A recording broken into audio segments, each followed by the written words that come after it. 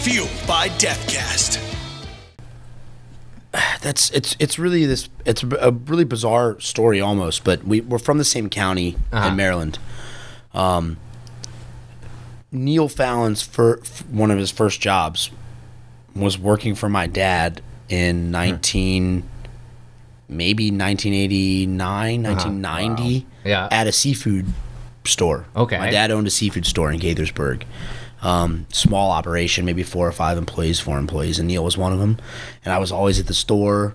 At some point, he was probably babysitting me, which is basically what he does now on tour. I'm still annoying him, asking him all sorts of stupid questions. So I was aware of Clutch from a very young age because when I was in middle school and high school, my dad would be like, hey, you know, this guy used to work for my store. His band's doing the 930 Club. And I was kind of always aware of what was happening with them and gradually became a fan of what they were doing as I got more into rock and heavy rock. And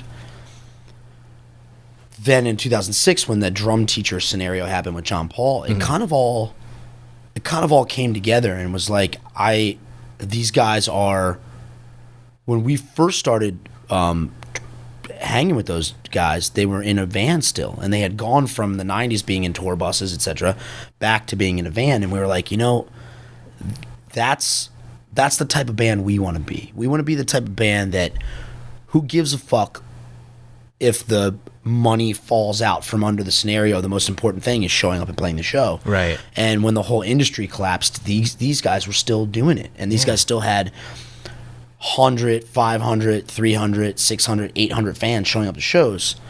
And to us, having more than 50 people at a show was like, you were the biggest band in the world. Yeah. Because they were playing the music that they wanted to play. And we were experimenting with dub reggae and experimenting with heavy riffs, and no other bands were really doing that. And we gravitated towards their work ethic and how smart they were and how nice they were, and how when we went on tour with them, they were showing us that it was possible to do this, and not in this grand way where you're like, my goal as a guitar player is to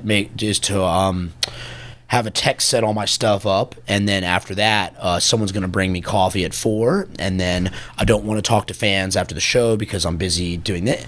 It's like, no, like, these guys got in there and just fucking did it. Yeah. And to us, it stripped away all the bullshit that everyone sells you on, like being famous or this grandiose idea of what rock and roll is. And what it really is just like, you're hanging out with your best friends and you're playing music, and that's the gift. That's the paycheck. That's the payoff, is that you can maybe survive in a world that doesn't want you to survive doing this by doing this. Yeah.